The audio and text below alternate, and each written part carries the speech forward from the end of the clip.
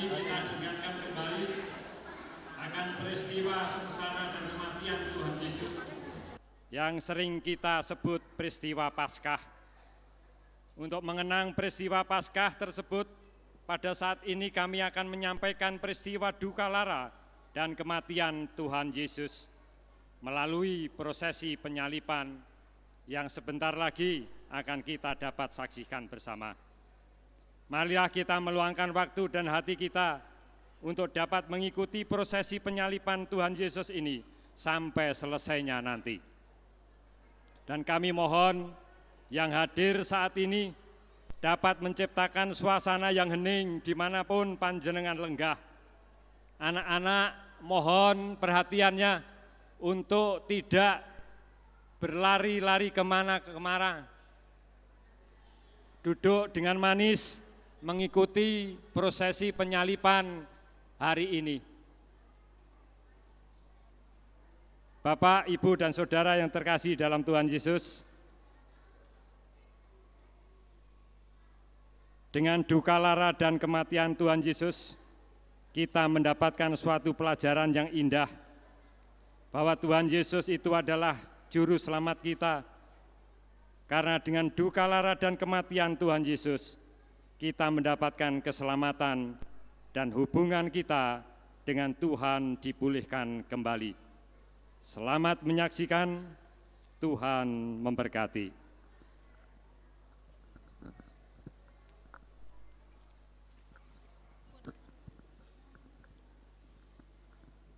Cerita ini diawali dari Taman Eden, di mana ciptaan Tuhan yang paling mulia, yaitu manusia, Adam, Hawa, menjalani hidupnya yang penuh keindahan dan sukacita yang mendalam. Tetapi kebahagiaan tersebut tidak lama dirasakan, karena Adam dan Hawa lebih senang memilih jalannya sendiri. Dengan mengabaikan perintah Tuhan, lebih mempercayai pucuk rayu si ular. Manusia Adam dan Hawa pun jatuh dalam dekapan dosa, sehingga hidup manusia tidak terselamatkan dan hubungan antara manusia dengan Tuhan menjadi putus. Melihat ciptaan yang paling mulia hidupnya terlunta-lunta, maka melahirkan belas kasihan Tuhan. Dengan belas kasihan Tuhan, diciptakannya karya penyelamatan atas manusia dengan cara mengutus putra tunggalnya turun ke bumi. Dengan berjalannya waktu yang telah dilalui, dimanapun Tuhan Yesus mengajar, dipastikan penuh dengan kuasa dan kebenaran. Sehingga banyak orang yang ditolong, banyak orang yang percaya, dan banyak orang yang terselamatkan. Merasa tertekan batin dan jiwanya, para ahli Taurat, para imam, tokoh agama, hidupnya, masa depannya diselimuti rasa khawatir dan rasa takut melihat kuasa yang diperbuat oleh Tuhan Yesus. Oleh karena itu, pengadilan kemudian digelar. Dengan rekayasa tuduhan telah terjadi penghujatan nama Tuhan. Hukuman pun dijatuhkan, Tuhan Yesus harus mengalami penyaliban sampai mati.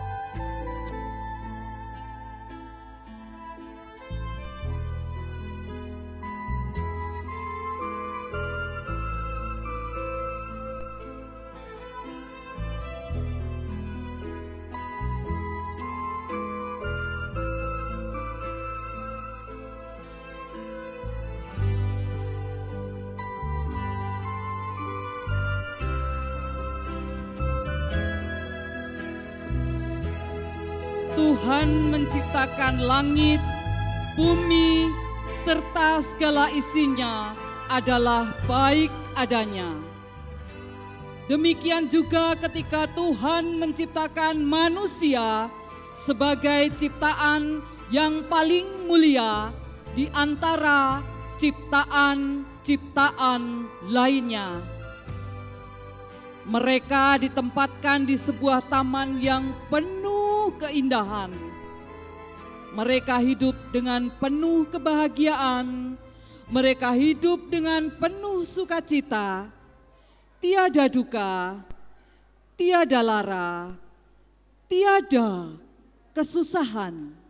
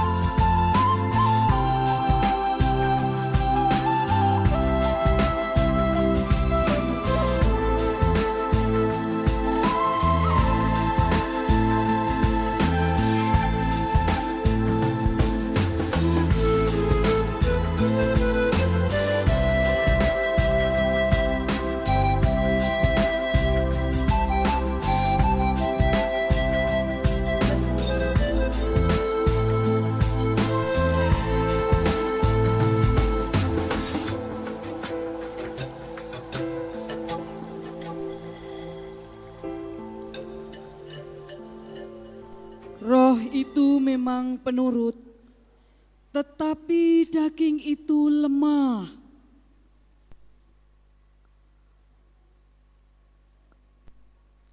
Apabila engkau mau makan buah yang ada di tengah-tengah taman ini, maka engkau akan mengetahui apa yang baik dan apa yang jahat. Engkau tidak hanya akan menguasai taman ini saja, tetapi engkau akan menguasai langit, bumi, dan dengan segala isinya. Engkau akan sama seperti Allah.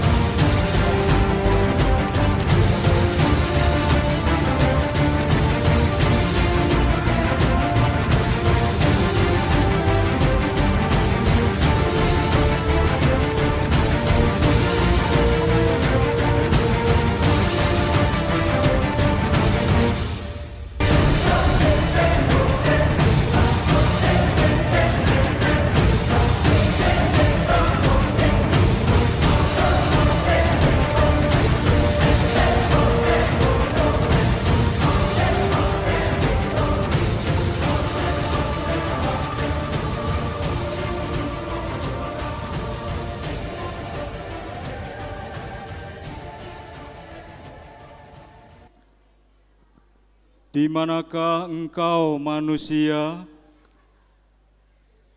Aku di sini, Tuhan.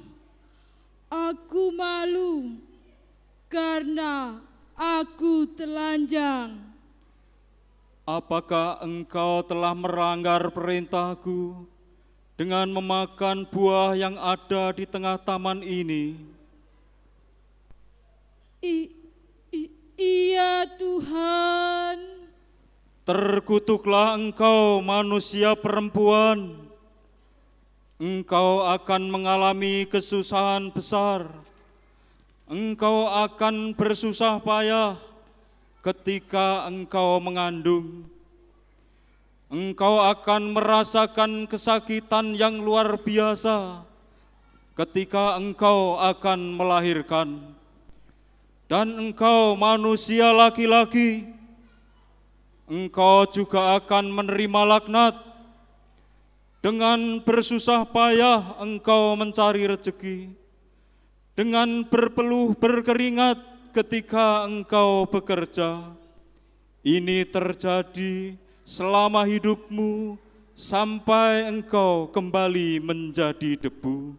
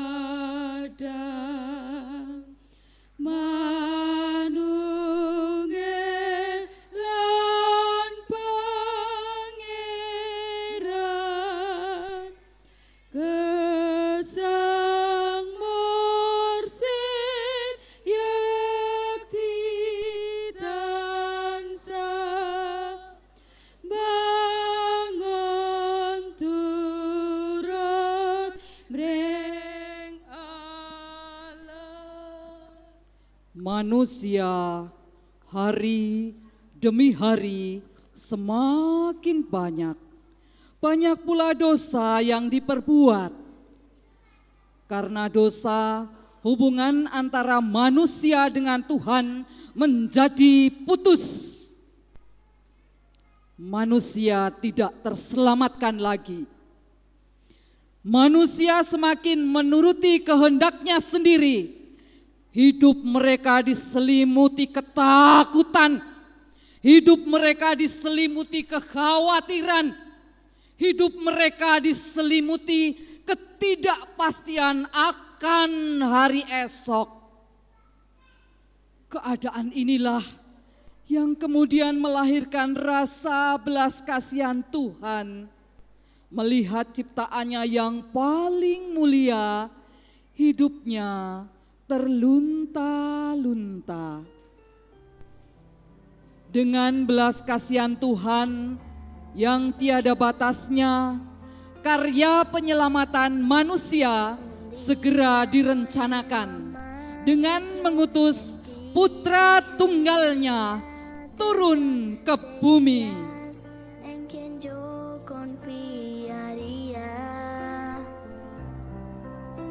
Lo que empezó en una canción, de pronto un día se convirtió en la más bella y dulce melodía. Aleluya, aleluya, aleluya, aleluya.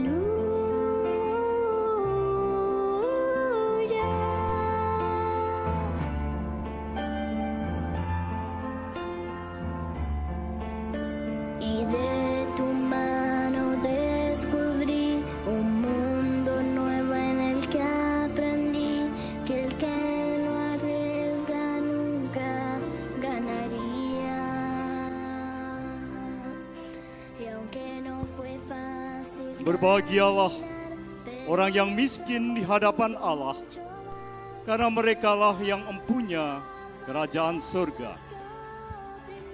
Berbahagialah orang yang berduka cita, karena mereka akan dihibur. Berbahagialah orang yang lemah lembut, karena mereka akan memiliki bumi. Berbahagialah orang yang lapar dan haus akan kebenaran, karena mereka akan dipuaskan. Berbahagialah orang yang murah hatinya, karena mereka akan beroleh kemurahan. Berbahagialah orang yang suci hatinya, karena mereka akan melihat Allah. Berbahagialah orang yang membawa damai, karena mereka akan disebut anak-anak Allah. Berbahagialah orang yang dianiaya oleh sebab kebenaran, karena merekalah yang punya kerajaan surga.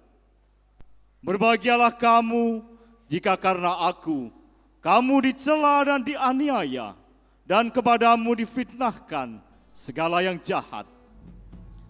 Bersukacita dan bergembiralah, karena upahmu besar di surga. Sebab demikian juga telah dianiaya nabi-nabi yang sebelum kamu. Kamu semua adalah garam dan terang dunia.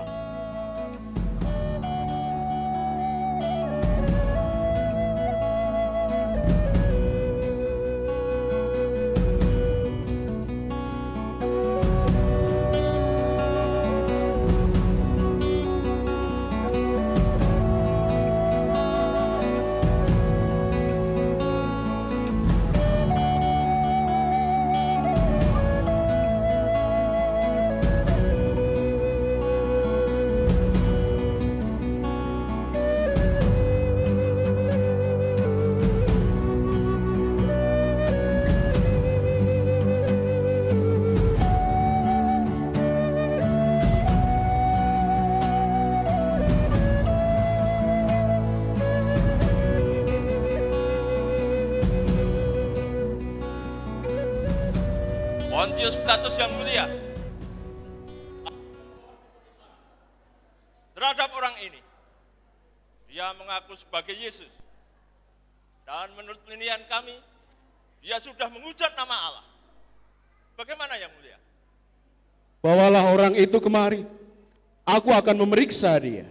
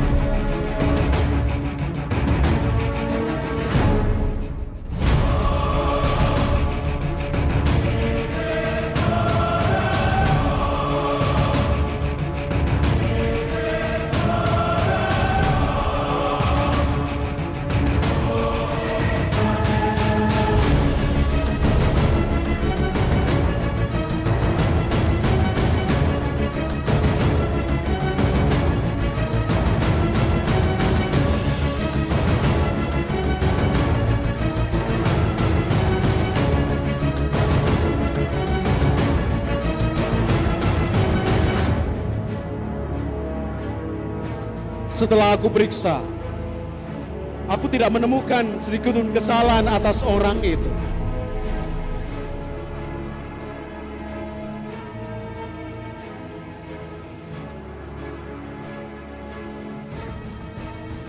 Terserah, mau kamu apakan dia?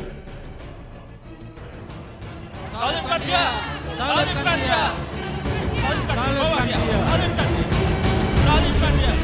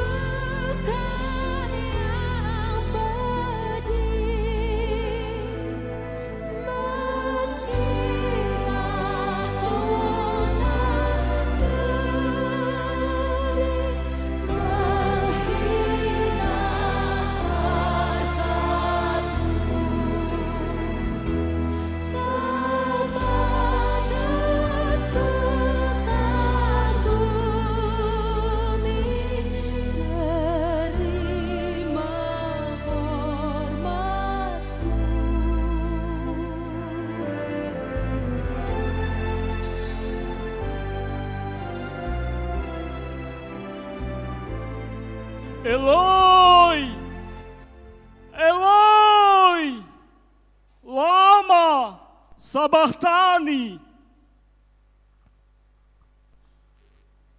Ya Allahku, ke dalam tangan-Mu kuserahkan nyawaku.